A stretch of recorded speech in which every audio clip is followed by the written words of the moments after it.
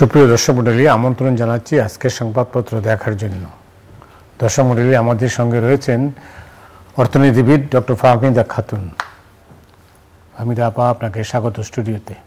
ধন্যবাদ। শিরোনামটা দেখে নিই। দৈনিক ইত্তেফাকের শিরোনাম হচ্ছে ইরানের প্রেসিডেন্ট ও পররাষ্ট্রমন্ত্রী নিখোঁজ, ভারতে গিয়ে লাপাত্তা এমপি আজিম। মানবজমিন 11 বছর পর এভারেস্ট চূড়ায় লাল সবুজের পতাকা, দিনভর বিক্ষোভ। সমকাল এসির বাজার দ্রুত বাড়ছে, বাংলাদেশে বিশ্বমানের এসি উৎপাদন হচ্ছে। আমাদের সময় পরাজিতদের তুলনায় জয়ীদের আয় সম্পদ বেড়েছে দ্বিগুণ, গুলশান বনানী লেক দূষণে স্থানীয় বাসিন্দার এই দায়ী। যা দিন ভয়ঙ্কর হচ্ছে ঋণের ফাঁদ, ব্যাটারি চালিত রিক্সা চালকদের তাণ্ডবের রণক্ষেত্র মিরপুর। আজকের পত্রিকা আইসিবি শাখায় শাখায় ঘুরেও মিলছে না টাকা, এভারেস্টের চূড়ায় এবার চিকিৎসক বাবর। দেশ রূপান্তর বেসিকে বাচ্চুর বড় লুটপাট, সমান গুরুত্ব চায় সমমনারা।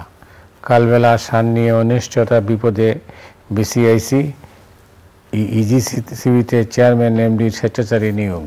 খবরের কাগজ, দুবাইয়ে অর্থ পাচারকারীদের তালিকা করেছে এনবিআর। মিরপুরে ব্যাটারি চালিত রিক্সা চালকদের তাণ্ডব, ভাঙচুর, পুলিশ বক্সে আগুন। আলোকিত বাংলাদেশ, মুদ্রাস্ফীতি না সিন্ডিকেটে বাড়ছে দ্রব্যমূল্য, শিল্প খাত পরিবেশ বান্ধব হওয়া উচিত। সংগ্রাম, মিরপুরে পুলিশ অটোরিক্সা চালকদের সংঘর্ষের রণক্ষেত্র, ট্রাফিক বক্সে আগুন। শিল্প কারখানা নির্মাণে সঠিক বর্জ্য ব্যবস্থাপনা করে তুলতে হবে প্রধানমন্ত্রী। করতোয়া, মিরপুর রণক্ষেত্র, আমরা ঝুঁকিপূর্ণ আছি। TBS invest in countries' economic zones, Prime Minister asked local businesses. এই শিরোনামের বাইরে যে শিরোনামটা আছে, যেটা আজ কোনো কাগজে টাচ করা হয়েছে, সর্বশেষ যেটা হচ্ছে ইরানের প্রেসিডেন্ট ইব্রাহিম রাইসি এবং পররাষ্ট্রমন্ত্রী এখনও নিখোঁজ আছেন, কারণ এটা তাদেরকে বহনকারী হেলিকপ্টার দুর্ঘটনা কবলিত হয়েছে।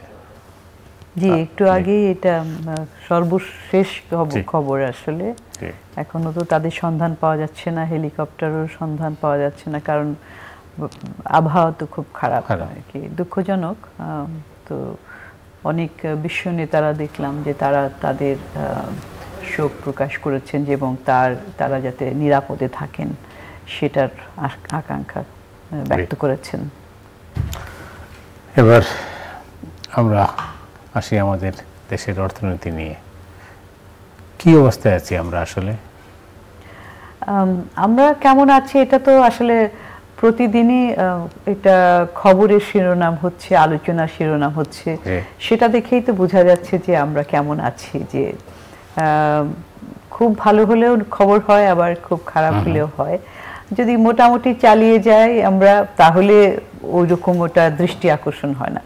তো এখন যে খবরের শিরোনাম হচ্ছে আমরা আমাদের অর্থনীতি, সেটা তো আসলে বেশ যে চ্যালেঞ্জগুলো, সেই কারণেই আসলে গত 2 বছর ধরে, তারও একটু বেশি সময় ধরে, কোভিডের পর ইউক্রেন যুদ্ধ, তো তারপর থেকে যে অর্থনীতিতে যে ধাক্কাটা এসে লেগেছে, সেটা ক্রমান্বয়ে ঘনীভূত হচ্ছে।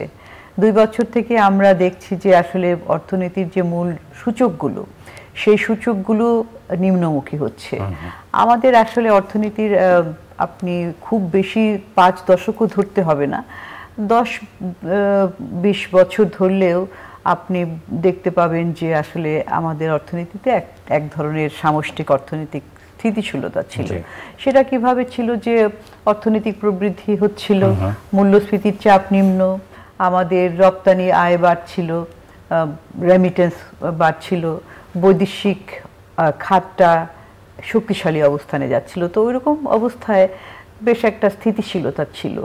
কিন্তু আসলে এখন সেই স্থিতিশীলতা থেকে আমরা অনেক সরে এসেছি। স্থিতিশীলতাটা আসলে নষ্টই হয়ে গিয়েছে। এটা কারণ কি? আমরা কি কোথাও ভুল করেছি? ভুলটা পরে এসেছে। যে আমি কোনো সময় যেটা বললাম যে বাইরের যে একটা পরিস্থিতি, সেটার প্রেক্ষিতে আমাদের একটা ধাক্কা লেগেছে। তারপরে কি হচ্ছে যে আমাদের ভিতরের দুর্বলতাগুলি প্রকাশ হতে লাগলো। তো বিষয়টা যে আপনি বলতে পারেন যে অন্যান্য দেশেও তো এরকম সমস্যা হয়েছিল, কিন্তু সমস্যা হলে যে পদক্ষেপগুলো নিতে হয়, আমরা সেই পদক্ষেপগুলো হয় ভুল নিয়েছি অথবা সঠিকটা অনেক দেরিতে নিয়েছি। এটাই হচ্ছে আমাদের ভুলটা। মূল সমস্যা যেটা এখন যেখানে আমরা হাবুডুবু খাচ্ছি উচ্চ মূল্যস্ফীতি এবং আমাদের বৈদেশিক মুদ্রার রিজার্ভ যেটা সেটা ক্রমান্বয়ে পতনের দিকে, এই দুটোর ক্ষেত্রে আমাদের কি আমরা পলিসি নিয়েছিলাম। উচ্চ মূল্যস্ফীতির চাপ তো সারা বিশ্বেই ছিল, তো তখন তারা কি করে, বিশ্বের কেন্দ্রীয় ব্যাংকগুলো তারা কিন্তু সুদের হারটা তখন তৎক্ষণাৎ বাড়িয়ে দিল, কারণ মূল উদ্দেশ্যটা হচ্ছে যে আমাকে বাজারে অর্থটা নিয়ন্ত্রণ করতে হবে, অর্থ ছড়াছড়ি থাকবে না। তো সেটা করতে গেলে আমাকে অর্থটাকে কস্টলি করতে হবে সুদের হার বাড়িয়ে দিয়ে। আমরা কিন্তু সেটা করিনি। আমরা 2020-এর যে এপ্রিলে যে সুদের হারের উপরে যে ক্যাপ বসিয়ে দিয়েছিলাম, তখন সেটা দেওয়া হয়েছিল যে কোভিডের পরবর্তী সময়ে ব্যবসা খাতে চাপ চলছিল, মানুষকে একটু ব্যবসা, বিশেষ করে ছোট ব্যবসায়ী, বড় মাঝারি সবার জন্যই চাপটা আসলে যাতে কমে সেজন্য সুদের হারটা কম রাখার জন্য ব্যাংকগুলোকে বলা হয়েছিল ঋণের হার কম দেওয়া হবে, আমানতের হারও কম দেওয়া হবে। তো কিন্তু সেই অবস্থা থেকে তো আমরা এখন 2023-24-এ এসে তো আমাদের ওই অবস্থাটা নাই এখন, কারণ ওই তখন যে মূল্যস্ফীতির চাপ তো কম ছিল, তখনও অর্থনীতির উপর একটা চাপ ছিল, মানুষের হাতে টাকা ছিল না। তো এখনো এই মূল্যস্ফীতির চাপ যেতে বাড়ছে, ওই পলিসি থেকে তো বের হয়ে আসতে হবে, কারণ আমার মূল্যস্ফীতি হচ্ছে 9.7% এপ্রিল মাসে গেল, এরকম 9%-এর উপরেই 2 বছর থেকে। আর সুদের হার যদি হয় 9%, তার মানে হচ্ছে যে এত সস্তা, শূন্য হারে কিন্তু টাকা পাওয়া যাচ্ছে, এটার একটা চাপ। আরেকটা হচ্ছে যে আমাদের সরকারি ব্যয়, সরকারের যে পরিচালনা ব্যয় ইত্যাদি, প্রশাসনিক ব্যয়, এই সমস্ত খরচগুলো তো আমরা কমাতে পারিনি। তো এই কারণে কিন্তু এই নীতির দুর্বলতার কারণে কিন্তু আমাদের এখনো পর্যন্ত ফলাফল দেখতে পাইনি। আর আরেকটা হচ্ছে যে এটার সাথে সংশ্লিষ্ট বৈদেশিক মুদ্রার রিজার্ভ যে কমছে, সেখানেও আসলে বৈদেশিক মুদ্রার রিজার্ভের ক্ষেত্রে বৈদেশিক মুদ্রার খাতটার মধ্যে আমাদের যে টাকা এবং ডলারের যে বিনিময় হার, সেটা তো একটা ভোলেটাইল অবস্থার মধ্যে ছিল। অনেক দিন থেকে আমরা টাকাকে শক্তিশালী করে রেখেছি, আজিফ যে শক্তিশালী করে রাখলেই বুঝি আমার অর্থনৈতিক শক্তিমত্তার পরিচয়, সেটা তো না। আসলে আমাদের রপ্তানিকারকরা অন্যান্য দেশের সাথে, তুলনীয় দেশগুলোর সাথে অনেক প্রতিযোগিতায় পিছিয়ে থাকছিল।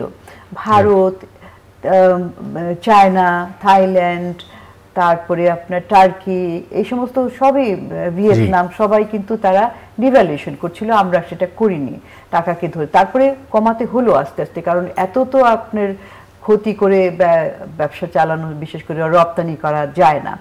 তো যখন করানো হলো খুব দ্রুত কিন্তু সেটা শার্প ডিক্লাইন হলো। শ্রীলঙ্কায় যে ভুলটা করেছিল, জি, সেটার থেকে তো আমরা শিখতে পারতাম। হ্যাঁ, শ্রীলঙ্কা কিন্তু অনেক ভুল করে, তারা তো একেবারে ভেঙে পড়েছিল, তাদের অর্থনীতিটা পুরোপুরি একেবারে। তো সেটা দেউলিয়া হয়ে গেছিল, তাদের তো কোনো বৈদেশিক মুদ্রার রিজার্ভ ছিল না, মূল্যস্ফীতির হার 69%, কাছাকাছি গেছিল। সেখান থেকে ফিরে এসেছে কিভাবে, আসলে সেটা একই কথা। শ্রীলঙ্কার যে কেন্দ্রীয় ব্যাংক যে নীতিগুলো নিয়েছিল, কঠিন নীতি, এবং কেন্দ্রীয় ব্যাংকের গভর্নর, উনি কিন্তু আমাদের বাংলাদেশে এসেছিলেন, আমাদের একটা অনুষ্ঠানে আমরা তাকে আমন্ত্রণ করে নিয়ে ছিলাম। উনি তার অভিজ্ঞতাও শেয়ার করছেন। উনি কিন্তু তার যে নীতিমালাগুলি সেগুলি উনি বলেছেন, এবং তাকে উনি বলেছেন অর্থ মন্ত্রণালয়কে যে তাকে কিন্তু ওই নীতিগুলা পরিপালন করার জন্য স্বাধীনতা দিতে হবে, তা না হলে এটা ফেরত আসা সম্ভব না। এবার উনি সেইভাবেই কিন্তু এটা বলে উনি সেই কার্যক্রমগুলি পরিচালনা করেছেন, এত দ্রুত তারা টার্ন অ্যারাউন্ড করে ফেলেছে। তো একটা হচ্ছে সঠিক নীতি, আরেকটা হচ্ছে সঠিক সময়, দুটো মিলে কিন্তু যদি না করি তাহলে আমাদের ওটা মানে দুর্বল থেকে দুর্বলতর হবে। আরও একটা কারণ, যেহেতু আমরা অর্থনৈতিক প্রবৃদ্ধি করছিলাম ঠিকই, কিন্তু ভিত্তিটা কি শক্ত ছিল? ভিত্তিটা তো শক্ত ছিল না। সেটার কারণটা এবং সেটার বহিঃপ্রকাশটা অনেকভাবে বোঝা যায় যে ওইখানে তো প্রতিষ্ঠানগুলোকে আমরা শক্তিশালী করি নাই। আমাদের যে কর জিডিপি আর হারটা, সেগুলোতে অনেক নিম্ন মানের, মানে নিম্ন পর্যায়ের, অনেক কম। তারপরে আমাদের যে ব্যাংকিং খাতের যে গভর্নেন্স সেখানে আছে, পুঁজিবাজারে সেখানেও গভর্নেন্সের ইস্যু আছে, অর্থাৎ যে প্রাতিষ্ঠানিক সংস্কারগুলি এগুলি তো আমরা করি নাই। প্রতিষ্ঠানগুলি দুর্বল, সেখানে সুশাসনের অভাব, যার কারণে এই ধরনের যে অর্থনৈতিক ধাক্কাগুলি যখন আসে, তখন এই ধরনের দুর্বল জায়গাগুলিতে আরও বেশি করে আঘাতটা বোঝা যায়। তখন একটা ঝড় আসলে দুর্বল ঘর তো বেশি মানে ভেঙে পড়ে তাড়াতাড়ি। যদি আপনার ফাউন্ডেশন ভালো থাকে সেগুলো তো টিকে যায়। আমাদের অবস্থাটা, অর্থনীতির অবস্থাটা কিন্তু সেই রকমই ছিল, যার কারণে এতটা বেশি আমাদের ধাক্কা লেগেছে। কেউ কেউ বলার চেষ্টা করছেন যে IMF এর শর্ত মানার কারণেই আজকের এই অবস্থা। এটা কি সত্য? দেখেন, IMF এর কাছে আমরা গেলাম কেন? খারাপ হয়ে গিয়েছিলাম এই অবস্থার কারণেই তো। আমাদের যে বৈদেশিক মুদ্রা রিজার্ভ যে ক্রমান্বয়ে পতনমুখী হচ্ছিল, সেইটা ব্যালেন্স অফ পেমেন্টে একটা স্থিতিশীলতা আনার জন্যই তো গেলাম, যে টাকা নাই $4.7 বিলিয়ন, সেটার জন্য। তো সেটা আমরা তো জেনে বুঝেই গেছি, কারণ আমরা জানি এটা তো প্রথমবার বাংলাদেশ IMF এর কাছে যায়নি। IMF এর কাছে বাংলাদেশ যাচ্ছে, পৃথিবীর অন্যান্য দেশে যাচ্ছে। এই ধরনের প্রতিষ্ঠান সৃষ্টি হয়েছে যে কোনো সমস্যা হলে সেগুলো তারা হাত বাড়িয়ে দিবে। এবং যখন এই অর্থ নেওয়া হয় এই প্রতিষ্ঠানগুলো থেকে, বিশেষ করে IMF থেকে, তখন তো শর্ত দিয়েই দেয়, তারা তো বলেই দেয় যে কি করবে। তো এখানে এমন কি শর্ত আছে যেগুলো বাংলাদেশের মানুষ বলেনি এবং জানে না। সেখানে তারা বলেছে কর GDP হার বাড়াতে হবে, সেখানে তারা বলেছে যে সুদের হার বাজারের হাতে ছেড়ে দিতে হবে, সেখানে তারা বলেছে যে টাকা ডলারের বিনিময় হার বাজারের হাতে ছেড়ে দিতে হবে, অন্ততপক্ষে ক্রলিং পেগ অর্থাৎ বাইরের কার্ভ মার্কেটের সাথে একটা সামঞ্জস্য রেখে সেটা করা হয়েছে। তো এগুলো এখনো কিন্তু খুব একটা পরিপালন হয়নি, এবং যে কারণে IMF যে সম্প্রতি বাংলাদেশের এর পরবর্তী কিস্তি দিয়ে গেল, তার আগে কিন্তু তারা এই যে আমাদের বৈদেশিক মুদ্রার যে রিজার্ভের একটা মাত্রাটা ছিল, লক্ষ্যমাত্রাটা, সেটার তো তারা কমিয়ে দিয়েছে আমাদের। হ্যাঁ, যে $20.1 বিলিয়ন থেকে তারা কিন্তু 14 বিলিয়নের একটু উপরে রেখেছে। তার মানে হচ্ছে নেট রিজার্ভটা, তার মানে হচ্ছে যে আমাদের যে বৈদেশিক মুদ্রা রিজার্ভ রাখার যে এটা কোনো মানে ফর্মুলা না, এটাকে একটা মোটামুটি ধরে নেওয়া হয় যে 3 মাসের সমপরিমাণ যদি আমাদের আমদানি ব্যয় থাকে মেটানোর মতো, সেটা একটা ভালো জায়গার মতো। এখন তো আমাদের 12 না 13 হয়ে গেছে, এখন আমাদের 13 বিলিয়নে নেমে এসেছে। তো ওটা তো আমাদের 3 মাসের হচ্ছে না, 2.5 মাসের একটু বেশি হবে। তো ওইটা আগেও এরকম ছিল, আগে ছিল 3 মাসের মতো। এটা একটা চিন্তার কারণ। আপনি যদি এটাই ধরে রাখতে পারতেন তাহলে একটা কোনো কথা ছিল না, কিন্তু আমরা দেখছি ক্রমান্বয়ে তো একটা নিম্ন দিকে যাচ্ছে, নিম্নমুখী। সেটাই হচ্ছে চিন্তার বিষয়, আমি কোথা থেকে এটাকে মিট আপটা করবো।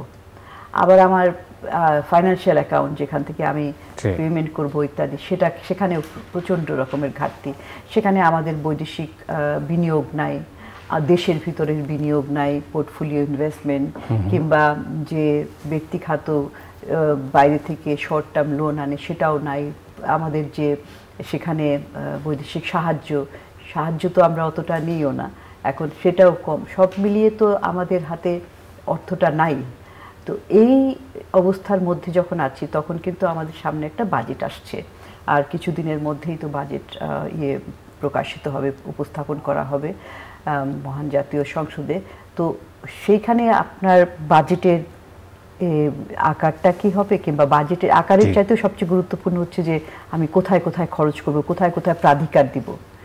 এখন এই সময়ে, এই উচ্চ মূল্যস্ফীতির সময়ে প্রাধিকারটা তো অবশ্যই দিতে হবে যে সাধারণ মানুষের জীবনযাত্রার মানটাকে ধরে রাখার জন্য।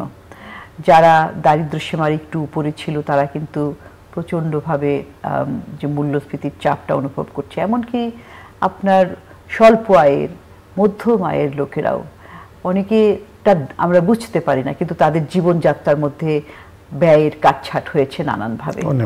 হ্যাঁ, তো ওইখানে অনেকখানি অর্থ দিতে হবে, কিন্তু সেই অর্থটা কোথা থেকে আসবে? আমার তো ট্যাক্স GDP রেশিওর কথা আগেই বললাম যে গত বছর 7.3% মতো ছিল। ওইটা দিয়ে তো আসলে এই আমাদের এত মানে খরচের যে এই মুহূর্তে সংকট উত্তরণে কি পথ আছে, আপনি কি মনে করেন? এই মুহূর্তে যেটা হচ্ছে যে হ্যাঁ, প্রথম ইয়েটা হচ্ছে পদক্ষেপটা মূল্যস্ফীতি কমানোর জন্য। এই যে বাংলাদেশ ব্যাংক যে পদক্ষেপটা নিয়েছে সুদের হার বাড়ানো, এটা তো ঠিকই আছে, এটা আগেই করা উচিত ছিল। এখন যদিও অবশ্যই এটা ব্যবসার উপরে একটা নেতিবাচক প্রভাব পড়বে, ব্যবসায়ীরা আশঙ্কা করছেন যে খরচ বেড়ে যাবে, ব্যবসার খরচ, তো এটা কিন্তু এখন কিছুটা মেনে নিতেই হবে যদি আমাকে ইনফ্লেশন মূল্যস্ফীতি কমাতে হয়। আরেকটা বিষয়, শুধুমাত্র তো সুদের হারের উপর ব্যবসার খরচ নির্ভর করে না। যদি সুদের হার কেন বাড়িয়ে মানে ব্যাংকগুলোতে বাড়ে কেন, ব্যাংকগুলোর অবস্থাই তো, সব ব্যাংকগুলোর বেশিরভাগ ব্যাংকগুলোর যে স্বাস্থ্য ভালো থাকে না, এখানে এত পরিমাণ ঋণ খেলাপি থাকে, ব্যাংকগুলোর তো তারা চিন্তা করে যে তাদের তো একটা কস্ট, অপারেশন কস্ট কীভাবে বেড়ে যায়, সেই তারা যদি অপারেশন কস্টটা কমাতে পারতো তাহলে কিন্তু সুদের হার অটোমেটিকভাবে বাজারই নির্ধারণ করতো এমন একটা জায়গা অপটিমাম লেভেলে যে সবার জন্য ভালো। তো এই জন্য এখন যেটা করা হয়েছে, তো সেটা থেকে পিছু হটার কোনো উপায় নেই। যেটা উচিত হবে যে সেটা হচ্ছে যে অন্যান্য জায়গায় আমরা কোথায় জোর দিতে বলছি, যে ব্যবসার জন্য আর কোথায় কোথায় খরচ কমানোর জায়গা আছে। আপনাকে অবকাঠামো, স্মুথ ইনফ্রাস্ট্রাকচার, ব্যুরোক্রেটিক জটিলতা দূর করা, দুর্নীতি বন্ধ করা, আমার দক্ষ জনশক্তি, এই সমস্ত দ্রুত বিভিন্ন জায়গায় অনেক ব্যবসায়ী তো বলেন যে তারা বিভিন্ন জায়গায় এই যে চাঁদা, এই যে টাকা ঘুষ দিতে হয়, এগুলোই তো ব্যবসার অনেক খরচ বাড়িয়ে তোলে। তো ওই সমস্ত জায়গায় যদি আমি অ্যাড্রেস করতে পারি, ওগুলোকে কমাতে পারলে তাহলে আর এই সুদের হার একটাকে নিয়ে আসলে চিন্তা করার তেমন একটা প্রয়োজন পড়বে না। এমনিতেই মোটা দাগে অনেকেই বলে থাকেন যে যে টাকা পাচার হয়েছে, এই টাকা যদি পাচার না হতো তাহলে আজকে অর্থনীতি এত রকম চাপে পড়তো না। অর্থনীতি তা তো অবশ্যই, যে পরিমাণে টাকা বাইরে যাচ্ছে বিভিন্ন আন্তর্জাতিক প্রতিষ্ঠানের হিসাব মতে, তো সেখানে তো আসলে সব তথ্য পাওয়া যায় না, কয়েক বছরের তথ্য পাওয়া গেছে, সেখানে দেখা গেছে যে প্রচুর পরিমাণে টাকা প্রতি বছর করে যাচ্ছে। তো এই টাকাগুলি থাকলে অবশ্যই আমাদের তো IMF এর কাছেও যেতে হতো না, কিংবা এই যে সরকার তো আমাদের অভ্যন্তরীণ জায়গা থেকেও কিন্তু ঋণ নেয়, সরকার বিভিন্ন দেশ থেকে নেয়, চীন থেকে ঋণ নেয়, আরও বাইল্যাটারাল বিভিন্ন দেশ থেকে নিয়ে থাকে, কিন্তু দেশের অভ্যন্তরীণ থেকে খাত থেকেও নেওয়া হয়। সরকার এখন প্রচুর পরিমাণে ব্যাংক থেকে ঋণ নিচ্ছে, তো সেটারও তো সুদ দিতে হবে। তো এই জন্য ওই যদি আমাদের এই বাইরের যে টাকা পাচার বন্ধ করা যেত, এটা একটা, যদি আমি সঠিক পরিমাণে কর আদায় করতে পারতাম, যারা কর দেবার যোগ্য তাদেরকে কর জালের পরিধি বিস্তৃত করা এবং কর ফাঁকি বন্ধ করা, এগুলো যদি করতে পারতাম তাহলে তো আর আমাদের অর্থের কোনো সমস্যা থাকতো না। কিন্তু আমরা তো জানি বা সরকার তো জানেন, তারপরে তো কোনো ব্যবস্থা নেওয়া হচ্ছে না। তো এই জন্যই দরকার যে আপনার প্রতিষ্ঠানগুলিকে শক্তিশালীকরণ। তো যেই প্রতিষ্ঠানগুলি যেই কাজের জন্য দায়িত্বপ্রাপ্ত, তারা তো শক্তিশালী না, তাদের স্বাধীনভাবে কাজ করার মতো তাদের অবস্থায় তারা নেই। তাদের তো প্রভাবিত হয়ে, বাইরের থেকে প্রভাবিত, রাজনৈতিক ভাবে প্রভাবিত হয়ে কাজ করতে হয়। নিজের সুবিবেচনা প্রসূত সঠিক সিদ্ধান্ত তারা নিতে পারেন না। এই জন্যই আসলে এটা সবচেয়ে বেশি গুরুত্বপূর্ণ হচ্ছে যে উচ্চ পর্যায়ের রাজনৈতিক সদিচ্ছা। সেটা হলে আপনার ওই প্রতিষ্ঠানগুলিকে শক্তিশালীকরণ, প্রতিষ্ঠানের একদিকে হচ্ছে আপনার জনশক্তি, দক্ষ জনশক্তি, সেখানে প্রযুক্তির ব্যবহার, যেটা জাতীয় রাজস্ব বোর্ডের ক্ষেত্রে আমরা বলি, এবং তারপরে মানব সম্পদ এবং স্বাধীনভাবে স্বচ্ছতার সাথে, অ্যাকাউন্টেবিলিটির সাথে। যদি প্রতিষ্ঠান ভালো হয় তখন কিন্তু যেই দায়িত্বে আছে সেটা যদি সে না করে তাহলে তার জবাবদিহি দিতে হবে। এই জবাবদিহিতার সংস্কৃতিটা যেহেতু আমাদের এখানে নাই, সেই জন্য আসলে এখানে কেউ কিছু পরোয়া করে না। তো যেভাবে নির্দেশ আসছে উপর থেকে কিংবা কোনো শক্তিশালী মহল থেকে, সেভাবেই কিন্তু সিদ্ধান্তগুলি হচ্ছে। সেই ব্যাংকের কথা বলতে গেলেই আমার একটা জানার খুব কৌতূহল যে আমরা যে দেউলিয়া বলি বা দেউলিয়া কখন হয়। যেমন আমার সামনে আজকের পত্রিকা আছে, এটা গত কয়েকদিন যাবৎ কাগজে রিপোর্ট হচ্ছে। আজকের রিপোর্ট হচ্ছে ICB শাখায় ঘুরেও মিলছে না টাকা, ব্যাংকে টাকা নাই। হ্যাঁ, এটা তো আমরা আগেও প্রায় এই ব্যাংকে দেউলিয়া হবে না। হ্যাঁ, হওয়ারই তো কথা। যে আমাদের এই জন্যই যে ব্যাংকের যে ব্যাংকরাপসি মানে দেউলিয়া আইন, সেইটার অধীনে এই যে সমস্ত ব্যাংকগুলো তাদের আমানতকারীদের টাকা দিতে পারছে না, তো অবিলম্বে সেইটার অধীনে এনে কিন্তু এগুলাকে দেউলিয়া ঘোষণা করাই তো বাঞ্ছনীয়, এবং তখন এগুলাকে পরবর্তীতে মানে কেন্দ্রীয় ব্যাংক প্রচলিত ব্যবস্থার অধীনে তাদেরকে এটা কি করবে সেটা তাদের এখতিয়ারের মধ্যে রয়েছে। কিন্তু দেখা যায় যে এক একটা ব্যাংক এর আগেও যে কোনোভাবেই তাকে না দেউলিয়া না তাকে বন্ধ করে দেওয়ার যে মানে এক্সিট পলিসি সেটা কোনো করা হয় না। কিন্তু সরকারের তরফে তো কিছুই বলা হচ্ছে না যে মানুষ যারা গ্রাহকরা যারা টাকা জমা রেখেছিলেন নিজের টাকা তারা তুলতে পারছেন না, কিন্তু সেই জন্যই তো সরকার এবং ব্যাংকগুলোর তো গার্জিয়ান হচ্ছে কেন্দ্রীয় ব্যাংক। এখানে তো একটা কেন্দ্রীয় ব্যাংকের একটা হস্তক্ষেপ অবশ্যই, কারণ এটা তো মানুষ তো আর সরকারি টাকা নেওয়ার জন্য ঘুরছে না, তাদের নিজেদের টাকা নেওয়ার জন্যই ঘুরছে। তো অবশ্যই এটাই তো যে সরকার হচ্ছে জনগণের একটা আস্থার জায়গা এবং ব্যাংকও কিন্তু আস্থার জায়গা। ব্যাংক যখন এটা করতে দিতে পারে না, আস্থাটা দিতে পারে না, তখন যে ব্যাংকের উপরে যে ব্যাংকের দেখভাল করার দায়িত্বে থাকে কেন্দ্রীয় ব্যাংক, তার উপরে দায়িত্বটা আলটিমেটলি এসে যায়। তো আমাদের দেশে দুঃখজনকভাবে এইটা তো আজকে নতুন খবর না, প্রায় এটা একটা মানে বিজনেস অ্যাজ ইউজুয়াল মনে হচ্ছে যে এটা হতে পারে, এবং প্রতিটা গ্রাহকই আতঙ্কে থাকে যে কবে তার ব্যাংকটা সে যেখানে টাকা রাখছে সেটা কবে আবার এইরকম অবস্থার মধ্যে পড়ে যায়। আপনি জানেন যে লিজিং কোম্পানি যারা টাকা নিয়েছিল তারা তো টাকা ফেরত দিচ্ছে না, সেটা হ্যাঁ অনেক আগে থেকেই। এবং তারপরে নন ফাইন্যান্সিয়াল ব্যাংকিং ইনস্টিটিউশনগুলা এনবিএফআই গুলা, সেখানেও কিন্তু প্রচন্ড রকম সুশাসনের অভাব, অনেকেই টাকা হারিয়েছেন, অনেকেই সেই লিজিং কোম্পানির কথা বললেন। তো এই সামগ্রিক অবস্থাটা কেন হচ্ছে? এখানে কি আমাদের রেগুলেটরি বডি নাই? অবশ্যই রয়েছে। তো সেখানে রেগুলেটরি বডিগুলা কি ধরনের দায়িত্ব পালন করছে, এটা খুবই চিন্তার বিষয়। সেই শেষ করতে হচ্ছে। অনেক অনেক ধন্যবাদ আপা আপনাকে। দর্শক মণ্ডলী, আজ রাতের মতো এখানেই বিদায় চাইছি, আগামীকাল আবার দেখা হবে। শুভরাত্রি।